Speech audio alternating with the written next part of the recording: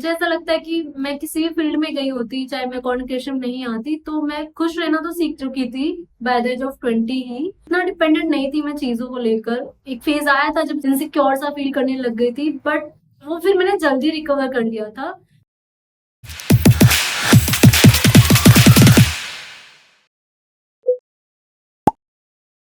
आज के episode of money talks में मेरी गेस्ट हैं Neha Nagar, who has been creating personal finance content for almost 2 years, around about the same time जब मैंने भी शुरू किया था। वो इंस्टाग्राम पे, ट्विटर पे, यूट्यूब पे काफी धूम मचा रही है। I wanted to get her on to this series so that I also get to understand her, not so much कि वो काम क्या करती हैं और किस टाइप का कंटेंट है, which you already seen and you admire her, but the relationship that she has with money, which is the focus on Money Talk. So thank you, Neha, for joining us. It is a pleasure to have you. Thank you, Ankur. Thank you so much. And I'm very excited, very, very excited. Thank you so much. Excitement is mutually shared, Neha.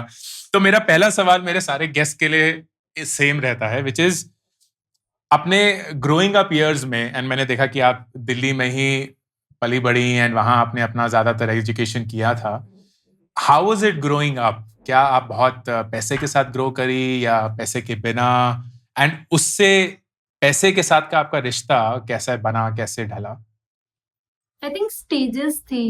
तो बिल्कुल starting से अगर मैं बताऊं तो थोड़ा सा relationship जैसे हमारा लोगों के साथ होता है या हेल्थ के साथ होता है, तो मनी के साथ मेरा थोड़ा टॉक्सिक रहा है, क्योंकि वो मेरे लिए स्ट्रेस या एंग्जाइटी लेकर आता था। तो ऐसा पैसे के बारे में ज्यादा कॉन्वर्सेशन घर में हुई नहीं, बट आई रिमेम्बर जब मैं 6-7 years की थी तो मम्मी भी थोड़ी बहुत स्टोरीज बताती है कि कभी कभी दूध भी नहीं होता था, क्योंकि हम दूध सारा बेच देते थे। देन जब मैं 12-13 की हुई थी तो पेरेंट्स ने सोचा कि हम गांव से शहर आ जाते, तो हम गाजियाबाद शिफ्ट हो गए थे। अब यहाँ पर आकर थोड़ा सा मुझे फील होने लगा कि भाई पैसा क्या होता है। हम पैसे से ही पूरी दुनिया चल रही है एक्चुअली। घर का रेंट देना, स्कूल की फीस और बाकी सारी चीजें, क्योंकि गाँव में गवर्नमेंट स्कूल, पहले तो किसी रिलेटिव का स्कूल था, वहां तक मैं कुछ क्लासेस पढ़ी थी, देन फिर गवर्नमेंट ने पढ़ लिया, तो इतना कुछ फीस होता नहीं था, वो चल जाता था गुजारा। बट यहाँ आकर फीस भी देना, तो एक एक खर्चा जो है ना, तो घर में डिस्कस होता था कि भाई अब आज तो पैसे भी नहीं है, आज तो 10 रुपए भी नहीं बच रहे हैं जेब में। तो ऐसी ऐसी सिचुएशंस थी। और आई रिमेम्बर जितने वो मेरा बाथरूम में, आई थिंक उतने में हम 5 लोग रहते थे, मैं, मेरे 2 भाई बहन और मम्मी पापा। तो हम एक साल जब पापा यहाँ आए थे तो उसी में रहे थे। वो सर्वे जॉब करते थे एक कंपनी में। बट थैंकफुली पापा भी ग्रो करते रहे, उसके अकॉर्डिंग हमारी जो सिचुएशन है वो भी इम्प्रूव होती गई। बट मुझे ये फील होने लगा कि भाई पैसा ही सब कुछ है, क्योंकि मुझे ये फील होता था कि जैसे हमारे जो बाकी रिलेटिव्स थे वो कंपैरेटिवली हमसे रिच थे।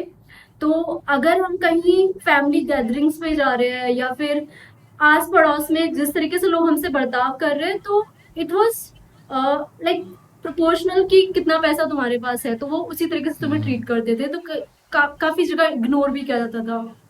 तो ऐसे सिचुएशन की वजह से आई मतलब मैं सबसे बड़ी थी घर में, तो मुझे बहुत ज्यादा सोचने वाली बीमारी लग गई।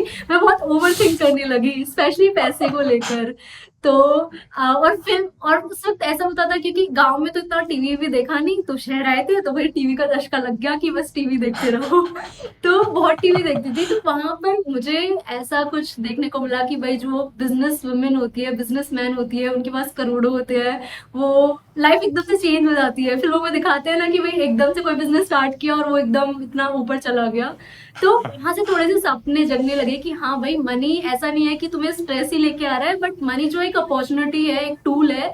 अगर आपने उसको सही से यूज किया तो you can build billionaire business और कुछ भी कर सकते हो तुम। Wonderful. That is such a great story, Neha. That is such a great story. And मैं इतना रिलेट कर पा रहा था आपकी कहानी से जब आपने बताया कि पैसा शुरू शुरू में ना एक तरीके से गुस्से का इमोशन जनरेट करता था कि यार इसकी वजह से हमारी पूरी जिंदगी इस डामाडोल में क्यों है, अगर पैसा होता तो कितना अच्छा हो जाता, and so on and so forth, and you almost grow up with anger.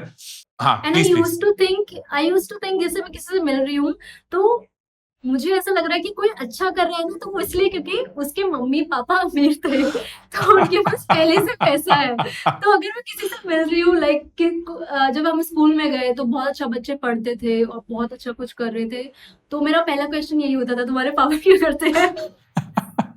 Relate करती थी कि भाई एलिटिज्म जो होता है वो पैसे से ही आता है. So that's how I Yeah. started thinking about money.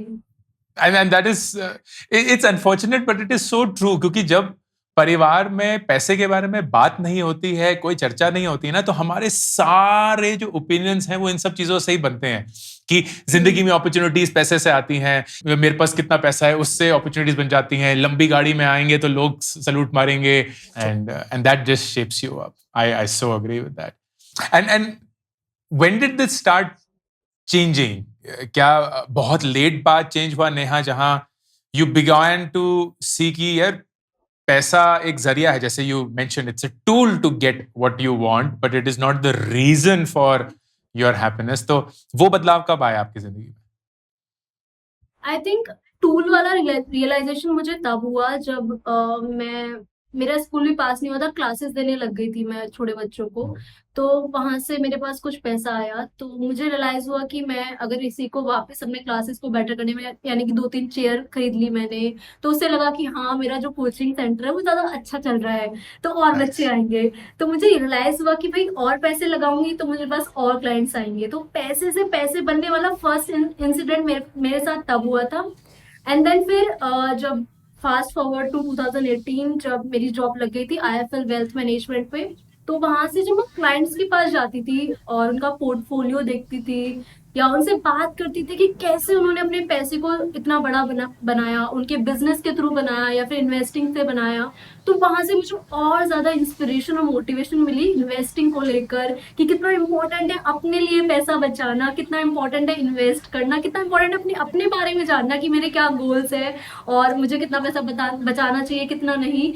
तो आई विल से कि जो मेरा फर्स्ट ईयर थे ना आईएफएल में, वो मेरे लिए लाइफ चेंजिंग थे. वहां से मैंने बहुत सारी चीजें सीखी, बहुत सारी. मैं बहुत ज्यादा फैसिनेट हो जाती थी ना स्टोरीज सुन के लोगों की कि उन्होंने कैसे वेल्थ को बिल्ड किया और कैसे उनके कुछ वेल्थ मैनेजर्स थे जो अच्छे होते थे, उन्होंने पैसा मल्टीप्लाई किया, कुछ होते थे जिन्होंने माइनस कर दिया या डुबा दिया. तो ऐसी स्टोरीज सुन के मुझे इतना इतना फैसिनेशन लगता था कि भाई मुझे भी कुछ करना था फिर.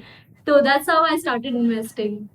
Awesome, brilliant. And if you don't mind, जब आप let's say जब आप कॉलेज में थी एंड आपने अपना मास्टर्स भी किया है, उस दौरान were you always earning as a student also, ये सब ट्यूशन लेके या कोई साइड जॉब्स करके?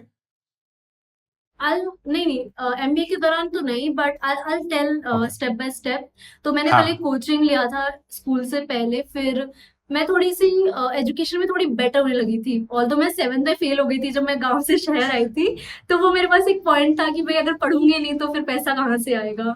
तो वो बिल्कुल. फिर एक टर्निंग पॉइंट था. वहां से फिर मैंने और बहुत पढ़ाई स्टार्ट करी. तो फिर 12th तक मेरे ठीक ठाक मार्क्स आने लगे, तो आई थॉट कि यार मैं इम्प्रूव तो कर ही रही हूँ, क्यों ना मैं कुछ और बड़ा स्टेप ले लेती हूँ, थोड़ा सा रिस्क ले लेती हूँ. तो मैंने 12th के बाद सीए चार्टर्ड अकाउंटेंसी का कोर्स चूज कर लिया और मेरे पेरेंट्स भी बहुत खुश हो गए, अरे वाह हम सक्सेसफुल हो गए, हम शहर आ गए, हमारी बेटी चार्टर्ड अकाउंटेंट बनेगी. तो उनकी होप्स बहुत ज़्यादा बढ़ गई और मेरे 1-2 एग्जाम्स क्लियर हो गए थे.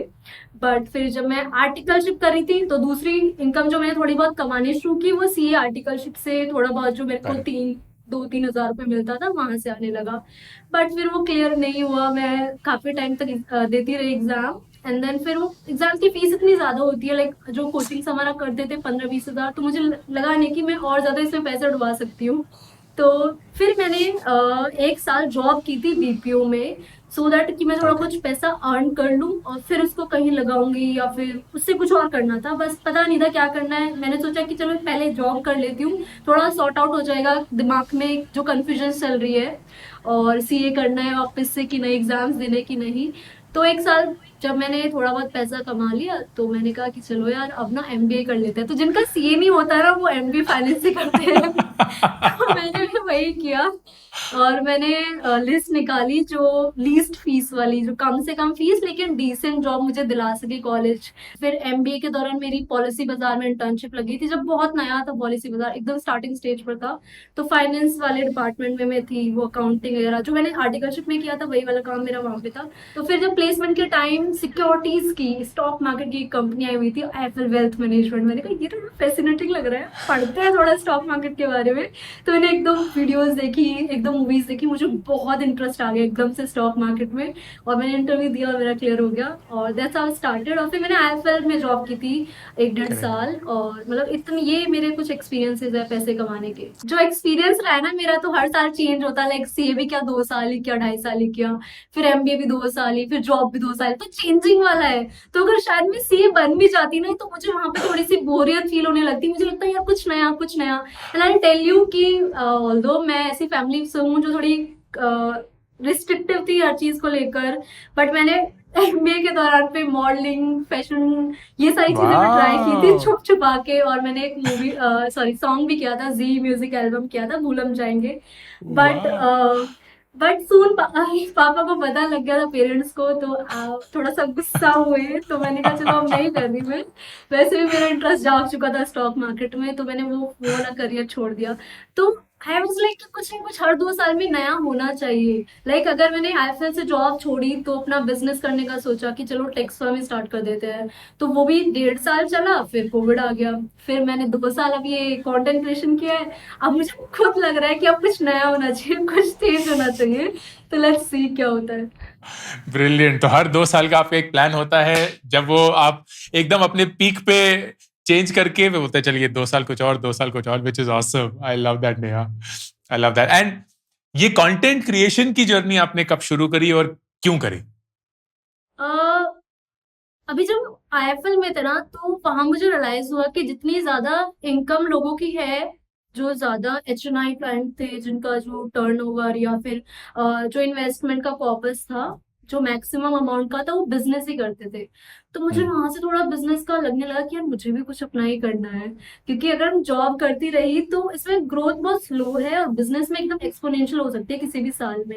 So that's how I thought कि यार मैंने ना सीआरटी कल्चर तो की है, और थोड़ा बहुत आईटीआर जीएसटी को टाइम दिया ही है अपना 2 3 साल लाइफ का, तो उसको यूज कर लेते हैं। तो ऐसे मैंने वेबसाइट बनाई सिंपली, जब मैं काम कर ही रही थी आईएफएल में।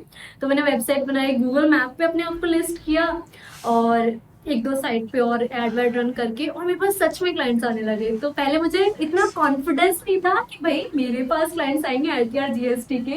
एंड देन, और उस वक्त आई थिंक 2019 में जीएसटी के, ऑल्दो नए हुए 3 साल हो गए थे जीएसटी को, बट इतनी क्लैरिटी लोगों के पास थी नहीं कि कब लेना है कब नहीं लेना है, रजिस्ट्रेशन के लिए क्या डॉक्यूमेंट्स, तो बहुत बेसिक सी चीजें। तो आई थॉट कि ये मैं कर सकती हूँ, एंड देन देखेंगे क्या होता है क्या नहीं होता है।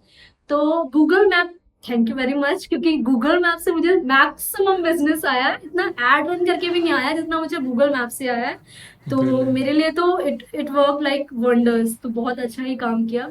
सो उसके बाद फिर जब 1.5 साल हो गया और लॉकडाउन लग गया, तो लॉकडाउन में से दुनिया थम जाती है, कॉल्स आने बंद हो गए, या फिर लगने लगा कि अब क्या करूं अब क्या करूं, ऑफिस का रेंट भी देना है, क्योंकि मैंने भी आर्टिकल्स रख लिए थे ऑफिस में, और रेंट भी देना था ऑफिस का। तो then I thought, I I start scrolling, जब का वो प्लेटफॉर्म जो था टिकटॉक, तो वहां पर जितना कंटेंट था डांसिंग, कॉमेडी, एंटरटेनमेंट वाला था, 1% भी नहीं था मेरे ख्याल से, उससे भी बहुत ही कम था जो कोई इन्फॉर्मेशन दे रहा हो, एंड स्पेशली टैक्सेशन वाली फील्ड में तो बिल्कुल भी नहीं। एंड उसी वक्त मई अप्रैल में सरकार ने वो आत्मनिर्भर पैकेज वाला मॉनिटरी पैकेज बांटा था। तो Correct. लोगों को क्लैरिटी नहीं थी ना, कैसे वो अवेल करे, कैसे क्या मिल रहा है भाई, क्या मिल रहा है हमारे लिए, क्या दे रही है गवर्नमेंट, तो कौन सा लोन है, कितने परसेंट पे मिल रहा है, ये सारी चीजें। तो बस मैंने स्टार्टिंग में वही अपना जो बिजनेस का मोटिव था कि सेल्स लेके आऊंगी, तो मैंने वीडियो बनाई कि भाई आत्मनिर्भर पैकेज क्या है और इसमें क्या क्या आपके लिए है। और मैंने अपने बिजनेस के बारे में बिल्कुल बात नहीं किया, मैंने कोने पर बस एक लोगो लगा दिया, taxationhelp.in। फिर उसके बाद मैंने एक जीएसटी के बारे में बनाई, एक आईटीआर क्या होता है, कब फिल करना चाहिए। तो ऐसे मैं वीडियोस बनाती गई, और जस्ट तीसरी या चौथी वीडियो हुई थी तो उसमें मिलियन व्यूज आ गए। फिर मैं और एजुकेट करने लगी लोगों Wow. को कि टैक्सेशन क्या होता है, या फिर आत्मनिर्भर पैकेज। तो मेरे सर स्टार्टिंग के 3 महीने में ही 3 लाख फॉलोअर्स हो गए थे। तो that's how I started my journey. But मैंने स्टार्ट में शॉर्ट फॉर्म कंटेंट से किया था, बिकॉज आई थॉट कि अगर जिसको नॉलेज है या जिसको पता है ये लोन कैसे अवेल करने हैं या फिर टैक्सेस के बारे में या स्टॉक मार्केट के बारे में, तो वो खुद गूगल करते हैं और या खुद उन्हें पता होता है। ये हमारे माइंड में होता है कि लोगों को ना सब पता है, तो मुझे भी ऐसे लगता था। बट मुझे लगता था जो टिकटॉक पे ऑडियंस है शायद उसको नहीं पता ये चीजें, इसीलिए मैंने शॉर्ट वीडियो वाला जो प्लेटफॉर्म है वो चूज किया। Such a smart approach, such a smart approach. I love it. तो आपने ना सिर्फ अपने कस्टमर को अच्छे से समझा, आपने जो उस मोमेंट में सबसे वैल्यूबल इंफॉर्मेशन थी उस पे राइड किया, and then it just blew up, which is such a great example of being in the right moment at the right place. बहुत बहुत बढ़िया, very nice. And क्या आपका सोल पर्पस नेहा ये था कि आप taxationhelp.in पे लोगों को ले जाएं ताकि वो आपका कोर बिजनेस रहे, और did you also start thinking कि शायद इस कंटेंट जर्नी से ही मैं पैसे कमा सकती हूँ, which is different from the taxation help business? ये बहुत बाद में जाके रियलाइजेशन हुआ था मुझे। एक्चुअली आई थिंक पूरा 1 साल बाद मुझे रियलाइजेशन हुआ था कि कंटेंट क्रिएशन इंडस्ट्री क्या है, कितना बूम कर रही है, कितना अर्निंग पॉसिबिलिटीज है। इससे पहले तो मेरा बस मोटिव वही था कि भाई मेरे को ना विजिट करे वेबसाइट पे लोग और मुझे कॉल करे और जो भी उन्हें इन्फॉर्मेशन लेनी है वो ले, या फिर अगर मुझे क्लाइंट्स मिलते हैं तो मुझे मिले। तो मुझे बिजनेस रजिस्ट्रेशन के काफी क्लाइंट्स मिले थे, तो मैंने आउटसोर्स कर दिया था बाकी जो प्रोफेशनल बैठे इंडस्ट्री में उनको। तो वो जो कमीशन चार्ज करना है वो मैं करती थी उनसे, तो बाकी जो मैं खुद कर सकती थी या मेरा स्टाफ कर सकता था वो हम खुद करते थे। तो अल्टीमेट एम तो सर यही था कि हमारा ना वेबसाइट पे ट्रैफिक आए। बट जब 9 महीने या फिर 10 महीने हुए थे तो धीरे धीरे मेरे को ना ब्रांड्स अप्रोच करने लगी। एंड देन आई रियलाइज कि यार, और जितनी ब्रांड्स ज्यादा मैं करती गई, जितना मैं बाकी लोगों का प्रमोशन करती गई, इंस्टेड मतलब अपना तो चल ही रहा था बट ज्यादा फोकस मैंने बाकी कंपनीज के प्रमोशन पे किया, तो मुझे रियलाइज हुआ कि ये जो इंडस्ट्री है ये इंडस्ट्री भी काफी ग्रोइंग है और यहाँ से भी मुझे काफी रिसोर्सेज मिल सकते हैं, जैसे कि मेरा नाम ब्रांड बिल्ड हो सकता है। और Correct. ऐसा नहीं है कि सिर्फ टैक्सेशन पे या फिर फ्री में जो लोन्स मिल रहे हैं, सिडबी की स्कीम्स हो गई, मुद्रा लोन, ऐसा नहीं है कि सिर्फ लोगों को इनके बारे में जानना है। जो कमेंट्स आते थे ना, तो लोगों को और भी बहुत सारी चीजें जाननी थी कि मैम हमें ये भी बताओ, हमें ये भी बताओ। तो जो मेरे पास क्वेरीज आई, मैं 1 मिनट की वीडियो बना के 30 सेकंड की वीडियो बना के डालने लगी। बट यस, फिर धीरे धीरे रियलाइज हुआ कि भाई कंटेंट क्रिएशन भी बहुत बड़ी अपॉर्चुनिटी है, बहुत बड़ी। तो देन शिफ्टेड माई फोकस कि पहले ना ब्रांड बिल्डिंग कर लेती हूँ, या पहले मैं थोड़ा सा अपने लिए कॉर्पस जमा कर लेती हूँ कंटेंट क्रिएशन इंडस्ट्री से। देन आई थिंक कि ये जो मेरा टैक्सेशन हेल्प फर्म है इसको मैं और कैसे कर सकती हूँ। बिकॉज आई टेल यू कि चाहे वो डॉक्टर का काम हो, चाहे वो सर्टिफाइड प्रोफेशनल्स यानी कि CA CS, इसमें एंट्री लेना इज वेरी डिफिकल्ट। तो उसके लिए आई थॉट कि अभी मेरे पास स्टार्टअप्स का या इन सब चीज़ों का इतना एक्सपीरियंस भी नहीं है, let me grab the experience and then I move slowly. मुझे ऐसा कुछ है नहीं कि भाई मेरी अपॉर्चुनिटी कोई मिस हो जाएगी। आई वेट, आई सी कि कैसे क्या चीज़ें हो सकती है। अभी जितना स्केल पे पहले चल रहा था उससे धीरे धीरे स्केल तो मैं बढ़ा ही रही हूँ, बट वो नहीं है कि मुझे एकदम इसके लिए फंड्स रेज करने हैं या फिर उतना बड़े स्केल पे लेके जाना है जितना बड़े पे प्रेक्टो है या जीरोधा है, कोई और ब्रांड है। Correct, make sense, makes a lot of sense. तो आज आप जो भी इनकम जनरेट करती हैं, do you invest completely by yourself कि अब आपके पास लोग हैं जो आपको हेल्प करते हैं इन्वेस्ट करने के लिए? मैं कनेक्टेड हूँ अपने बॉसेस से जो मुझे मिले थे IFL टाइप पे। तो I am well connected with them और वो मुझे प्रोडक्ट्स बेचते रहते हैं। जैसे अभी रिसेंटली कोई डिबेंचर आया हुआ है, मार्केट लिंक डिबेंचर, तो उसमें 8-9% का रिटर्न मिल रहा है और 15 महीने का लॉक इन पीरियड है। तो मेरे पास ऐसे प्रोडक्ट्स आते रहते हैं जो मुझे वो बेचते रहते हैं। तो अगर मुझे लगता है, क्योंकि अगर वो मुझे भेज रहे हैं तो पहली बात तो वो अच्छा ही प्रोडक्ट बेच रहे होंगे, और दूसरा कि अगर मेरे गोल से मैच हो रहा है तो मैं खुद इन्वेस्ट कर देती हूँ। बट हाँ, जैसे मैंने एक चीज और फील की थी कि जितने भी वेल्थ मैनेजर्स थे जो मेरे से बहुत एक्सपीरियंस थे, 15 साल जिनके पास एक्सपीरियंस था, तो वो भी खुद अपना पैसा नहीं मैनेज करते थे, वो भी रादर या तो पीएमएस, एआईएफ या फिर म्यूचुअल फंड, तो खुद से वो स्टॉक पिक करके या खुद से ये चीजें नहीं करते, तो क्लाइंट के लिए करते थे पर खुद के लिए नहीं। तो ऐसा होता है। हाँ, तो मैं भी अभी वही अप्रोच अपना रही हूँ। तो which कुछ is स्टॉक्स पिक करके मैंने किया था सर, बट स्टॉक वाला थोड़ा सा मैं धीरे धीरे वो पीछे छोड़ रही हूँ। एंड देन जो डिबेंचर्स, डेट या फिर एआईएफ, पीएमएस, इनकी तरफ अब थोड़ा सा फेज आ गया, लाइफ का फेजेस होते हैं आई थिंक इन्वेस्टिंग में भी। हाँ, correct. तो वो वाले फेज में मैं हूँ अभी। And I believe Awesome. जितनी हमारी ऑडियंस देख रही है, आई थिंक वो अभी उस फेज में होगी कि भाई कौन सा स्टॉक हमारा 20 गुना, कौन सा क्रिप्टो हमारा 10 टाइम्स रिटर्न दे देगा। तो वो ढूंढते रहते हैं कि कोई मुझे बस स्टॉक का नाम बता दे। तो अभी मैं उस फेज से निकल चुकी हूँ। Smart one. वो फेज बहुत डेंजरस फेज होता है, और मैं कितने सारे लोगों को बोलता हूँ कि यार उस फेज में मत घुसना, क्योंकि खासकर अगर वो आपके लिए चल गया ना, then you are led to believe कि वो काम करता है, and that is a serious fallacy, क्योंकि स्टॉक पिकिंग, क्रिप्टो पिकिंग, ये सारी चीजें ना ऑलमोस्ट गैम्बल होती हैं कि अगर आपका लक आपके साथ है तो चल गया, नहीं हुआ तो नहीं चला, but it can go anywhere.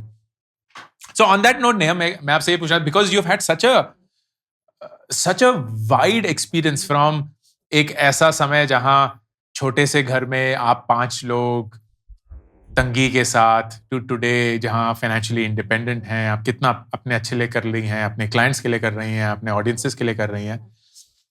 If you were to go back to the Neha that you were, और लेट्स से द नेहा जो अभी अभी गाजियाबाद आई थी, बहुत ही अलग एनवायरनमेंट में, what do you wish were the things you knew when you landed there?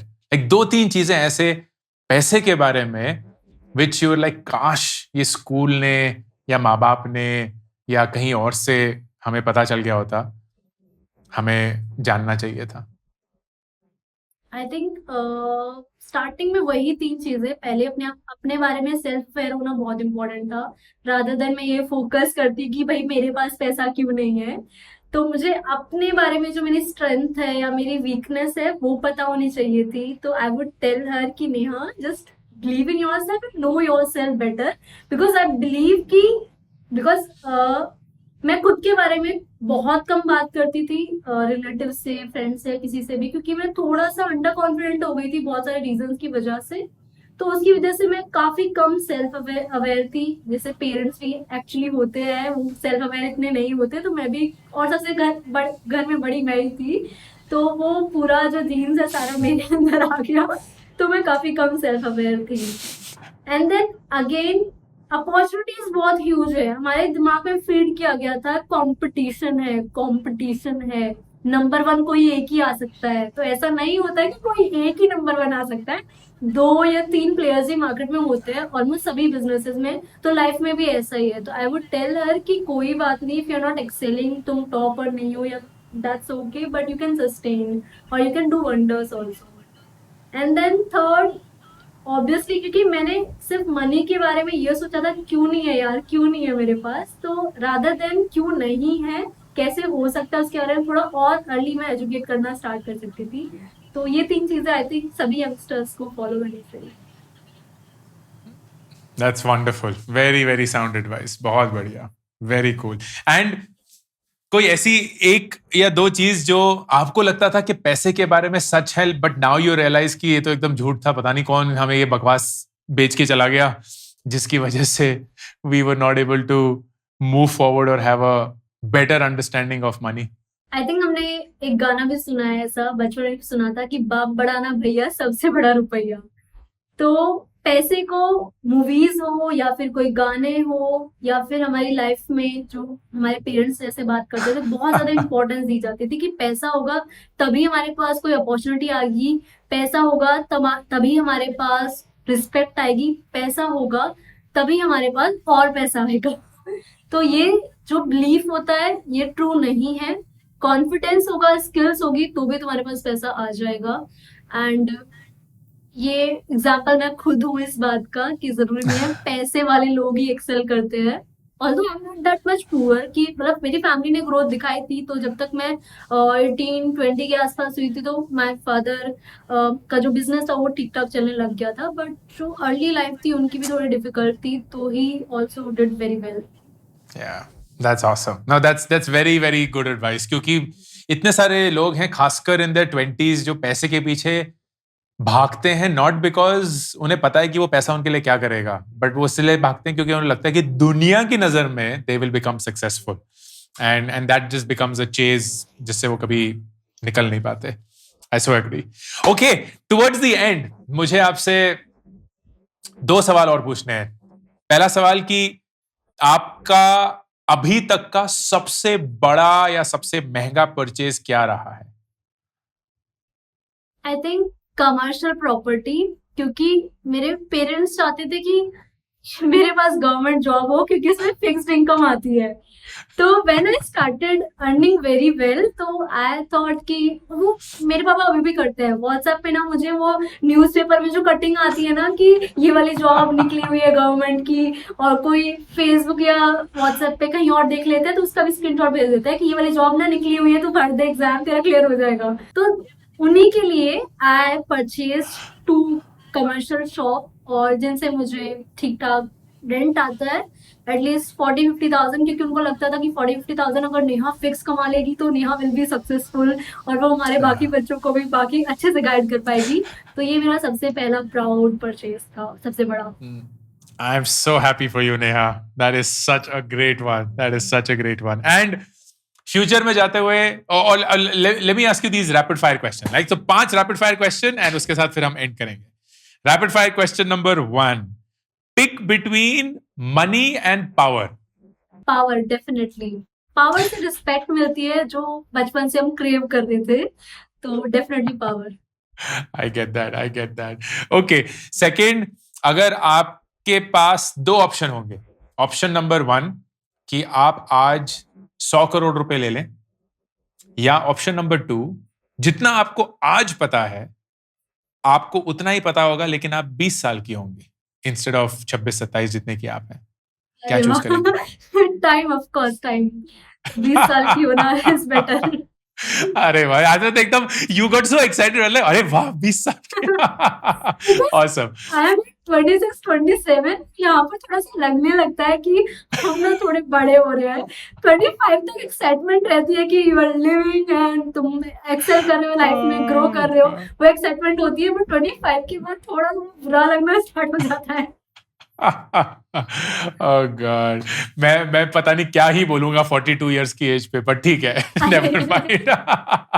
Third question है कि आपको क्या लगता है आपकी जिंदगी का सबसे महंगा परचेज क्या होगा?